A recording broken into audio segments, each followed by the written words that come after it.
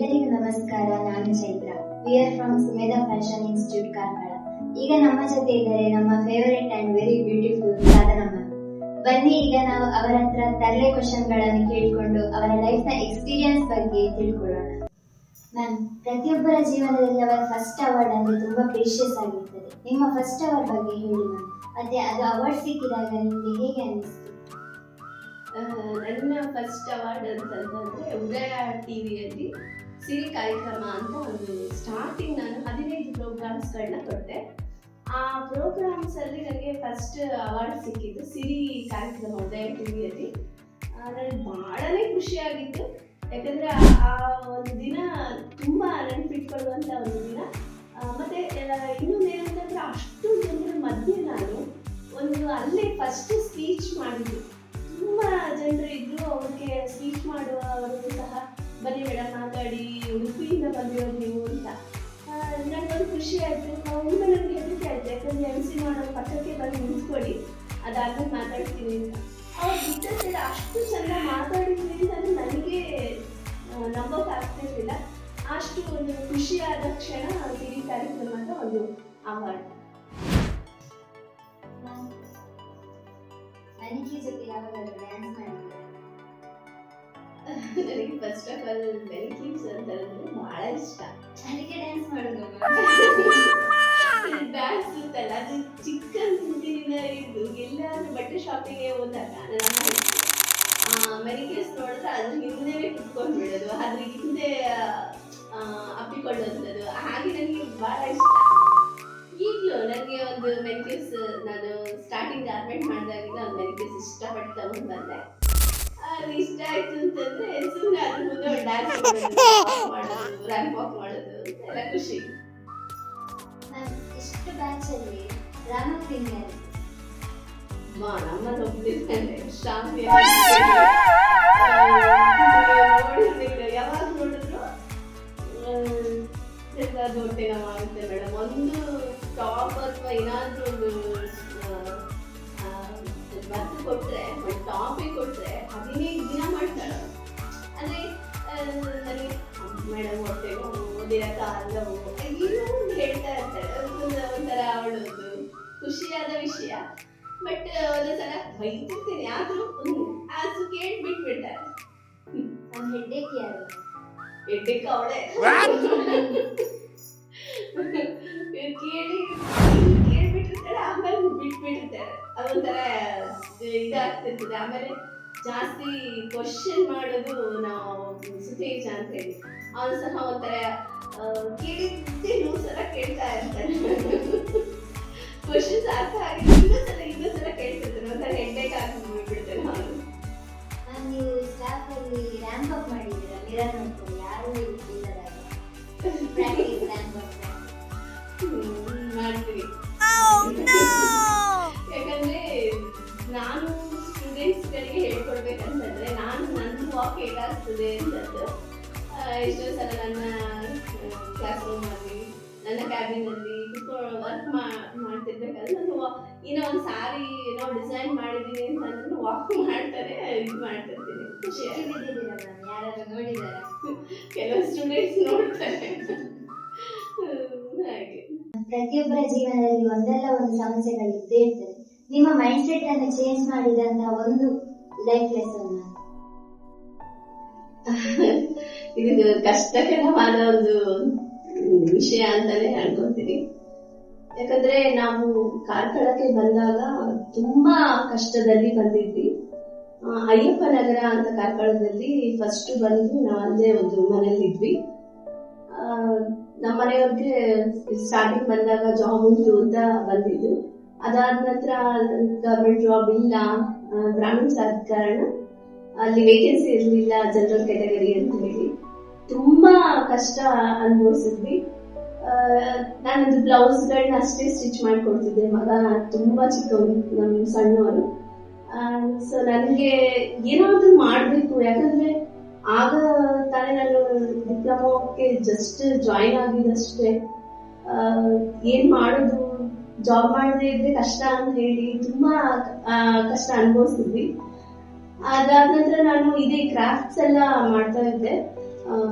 ಸಣ್ಣದಾಗಿ ಒಂದು ಸ್ಕೂಲಲ್ಲಿ, ರವಿಶಂಕರ್ ಸ್ಕೂಲಲ್ಲಿ ಅಂತ ಒಬ್ರು ಸಹನಾ ಮೇಡಮ್ ಅಂತ ಹೇಳಿ ಅವ್ರು ಜಾಬ್ ತೆಗೆಸಿಕೊಟ್ರು.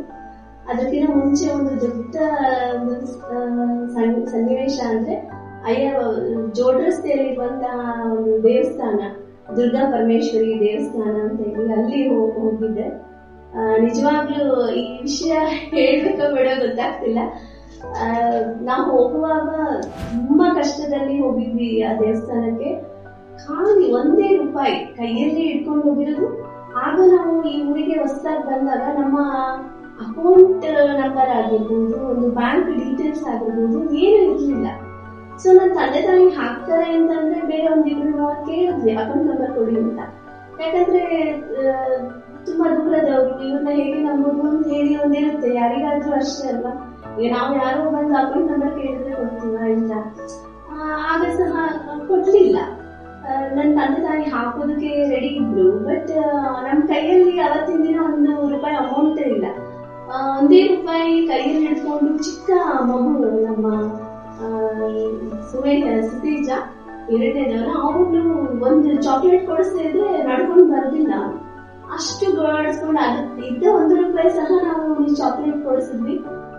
ರಿಯಲಿ ನನಗೆ ತುಂಬಾ ಅನುಭವ ಅಂತಂದ್ರೆ, ಆ ಒಂದು ದೇವಸ್ಥಾನಕ್ಕೆ ಹೋಗುವಾಗ ಸುತ್ತು ಬರುವಾಗ ತುಂಬಾ ಕಣ್ಣಲ್ಲಿ ನೀರು ಬಂತಂದ್ರೆ, ಈ ಊರಿಗೆ ಎಲ್ಲರನ್ನೂ ಬಿಟ್ಟು ನಾವು ಇಲ್ಲಿಗೆ ಬಂದಿದ್ದೀವಿ. ಬಂದಾಗ ₹1 ಗತಿಗೆ ನನಗೊಂದು ದಕ್ಷಿಣೆ ಹಾಕಿದ್ದು ನನ್ನ ಹತ್ರ ಇಲ್ಲಮ್ಮ ಅಂತ ಹೇಳಿ ಕಣ್ಣಲ್ಲಿ ನೀರಿಟ್ಟು ಬಂದಿರೋದು. ತುಂಬಾ ಬೇಜಾರಾಯ್ತು. ಅದಾದ್ಮೇಲೆ ನಾವು ಹೊರಗೆ ಬಂದು ದೇವಸ್ಥಾನದವ್ರದ್ದು ಭಟ್ರ ಮನೆ ಬೇಕಿತ್ತು. ನಾವು ಬ್ರಾಹ್ಮಿನ್ಸ್, ಒಂದು ಬ್ರಾಹ್ಮಿನ್ಸ್ ಮನೆ ಇದ್ರೆ ಹುಡುಕಿ ಕೊಡಿ ಅಂತ. ಆಮೇಲೆ ಅವರು ಕೊಡ್ಸಿದ್ರು.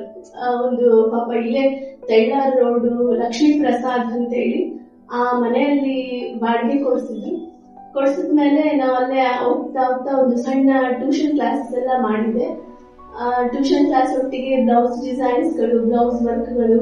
ಆಮೇಲೆ ನಮ್ಮ ಪಕ್ಕದ ಆಂಟಿ ಸಹ ನಮ್ಗೆ ಒಂದು ಮೋಟಿವೇಶನ್ ಕೊಡೋರು, ಸ್ವಾತಿ ಏನಾದ್ರೂ ಮಾಡು, ನಿನ್ಗೊಂದು ಛಲ ಇದೆ, ನಿನ್ಗೊಂದು ಕ್ರಿಯೇಟಿವಿಟಿ ಮೈಂಡ್ ಇದೆ ಅಂತ. ಅದಲ್ಲದೆ ನಾನು ದೇವಸ್ಥಾನಕ್ಕೆ ಹೋದಾಗ ಖಾಲಿ ₹1 ಹಾಕಿದೆ ಅಂತ ನಾನು ಬೇಡ್ಕೊಂಡು ಬಂದೆ.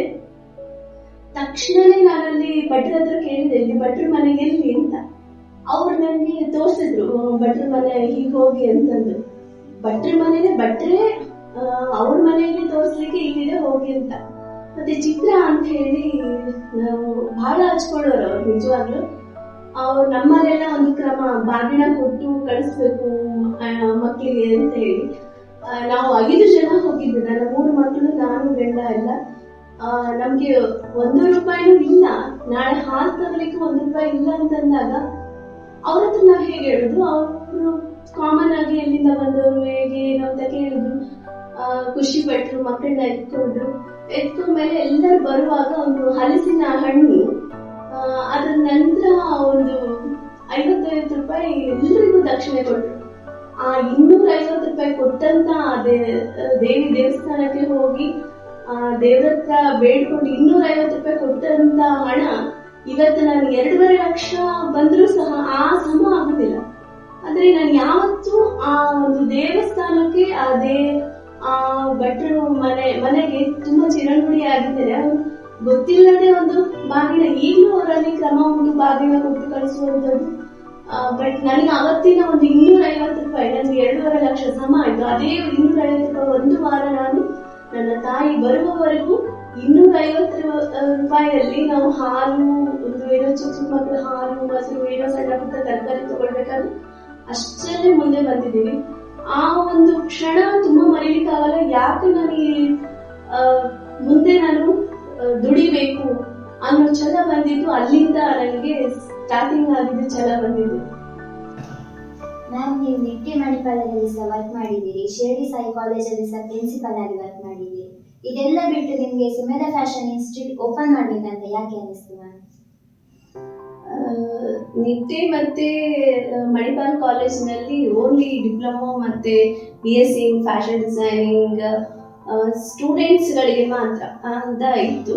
ಸೊ ಹಾಗಾಗಿ ನನಗೇನಾದರೂ ಅದರ್ ಆ್ಯಕ್ಟಿವಿಟೀಸ್ ಸ್ಕಿಲ್ನ ಡೆವಲಪ್ಮೆಂಟ್ ಮಾಡಬೇಕು, ಮತ್ತು ಮಹಿಳೆಯರಿಗೆ ಎಸ್ಪೆಷಲಿ ಮಹಿಳೆಯರಿಗೂ ಒಂದು ಕ್ಲಾಸಸ್ನ ಕೊಡಬೇಕು ಅಂತ ಹೇಳಿ ನಾವು 6 ಮಂತ್ ಬುಟಿಕ್ ಮ್ಯಾನೇಜ್ಮೆಂಟ್ ಮತ್ತು 1 year diploma in fashion designing ನಾನು ಓಪನ್ ಮಾಡಿದೆ. ಮತ್ತು ನನಗೆ ಅಂತಂದರೆ ನನ್ನದೇ ಆಗಿರುವಂಥ ಒಂದು ಸಣ್ಣ ಸಂಸ್ಥೆಯನ್ನು ತೆಗಿಬೇಕು ಅನ್ನೋದು ನನಗೆ ಮೊದಲಿಂದಲೂ ತುಂಬ ಆಸೆ ಇತ್ತು. ಆ ಆಸೆನ ಒಮ್ಮೆ ನಾವು ಯಾವತ್ತೂ ಮಾಡಲಿಕ್ಕಾಗಲ್ಲ, ಎಕ್ಸ್ಪೀರಿಯನ್ಸ್ ಬೇಕು. ಎಲ್ಲ ಕಾಲೇಜಲ್ಲಿ ಸ್ವಲ್ಪ ಕ್ಲಾಸಸ್ ಮಾಡಿ ಮತ್ತು ಟೀಚಿಂಗ್ ಫ್ಯಾಕಲ್ಟಿ ಆಗಿ ಹೋಗಿ ನಾನು ಅನೇಕ ಕಾಲೇಜ್ಗಳಲ್ಲಿ ತುಂಬ ವೆರೈಟಿ ಆಗಿ ಡಿಫ್ರೆಂಟ್ ಆಗಿ ಏನಾದರೂ ಐಟಮ್ಸ್ ಮಾಡುವಂಥದ್ದು, ಕ್ರಾಫ್ಟ್ ಮಾಡುವಂಥದ್ದು, ಹಾಗೆ ಡಿಸೈನ್ ಯಾವುದೋ ಒಂದು ವೆರೈಟಿ ಡಿಸೈನ್ಸ್ಗಳು ಬಂದಾಗ, ಈ ಫ್ಯಾಷನ್ ಶೋ ಡಿಸೈನ್ಸ್ಗಳು ಬಂದಾಗ ಅದು ಮಾಡಿ ನನಗೆ ಅಭ್ಯಾಸ ಇತ್ತು. ಸೊ ಹಾಗಾಗಿ ನಾನು ನಮ್ಮದೇ ಒಂದು ಸಂಸ್ಥೆ ತೆಗೆಯೋಣ, ಅನೇಕ ಜನರಿಗೆ ಒಂದು ಜಾಬ್ ತೆಗೆಸಿ ಕೊಡೋಣ ಅಂತ ಹೇಳಿ ನಾನು ಸಂಸ್ಥೆಯನ್ನು ಓಪನ್ ಮಾಡಿದೆ. ಮ್ಯಾಮ್, ನೀವು ಈ ಟೀಚಿಂಗ್ ಪ್ರೊಫೆಷನ್ ಅನ್ನು ಚೂಸ್ ಮಾಡಲಿಕ್ಕೆ ಇನ್ಸ್ಪಿರೇಷನ್ ಏನು ಮ್ಯಾಮ್? ನನಗೆ ಫಸ್ಟ್ ಆಫ್ ಆಲ್ ಒಬ್ಬರು ಜ್ಯೋತಿ ಮೇಡಮ್ ಅಂತ ಇದ್ದರು ನನ್ನ ಸ್ಕೂಲ್ ಲೈಫಲ್ಲಿ. ಅವ್ರನ್ನ ನೋಡುವಾಗ ನನಗೆ ಖುಷಿ ಆಗುತ್ತೆ. ಯಾಕಂತಂದರೆ ಟೀಚರ್ಸ್ ಡೇ ಬಂದಾಗೆಲ್ಲ ನಾವೆಲ್ಲರೂ ಒಂದು ಹೂ ಬೊಕ್ಕೆಗಳನ್ನು ನಾವೇ ಮಾಡಿಕೊಂಡು ಹೋಗಿ ಕೊಡುವಂಥದ್ದು ಒಂದು ಖುಷಿ ಆಗ್ತಿತ್ತು. ಸೊ ನಾನು ಆವಾಗಲೇ ನನ್ನ 8th ಇರುವಾಗಲೇ ನಾನು ಟೀಚಿಂಗ್ ಫ್ಯಾಕಲ್ಟಿ ಆಗಿ ವರ್ಕ್ ಮಾಡಬೇಕು. ಮೊದಲಿಂದ ನನಗೆ ಫ್ಯಾಷನ್ ಡಿಸೈನಿಂಗಲ್ಲೇ ಇಂಟ್ರೆಸ್ಟ್. ಫ್ಯಾಷನ್ ಡಿಸೈನಿಂಗಲ್ಲಿ ಟೀಚಿಂಗ್ ಫ್ಯಾಕಲ್ಟಿ ಆಗಬೇಕು ಅನ್ನೋದು, ಪ್ರೊಫೆಷ್ನಲ್ ಆಗಿ ಟೀಚಿಂಗ್ ಆಗಬೇಕು ಅನ್ನೋದೇ ಇಂಟ್ರೆಸ್ಟ್ ಇತ್ತು ನನಗೆ. ಈ ವೃತ್ತಿ ನನ್ನ ಒಂದು ಪ್ರೊಫೆಷ್ನಲ್ ಟೀಚಿಂಗಲ್ಲಿ ತುಂಬ ಇಂಟ್ರೆಸ್ಟ್ ಇರೋದ್ರಿಂದ ನನಗೆ ಈ ವೃತ್ತಿ ತುಂಬಾ ಇಷ್ಟ.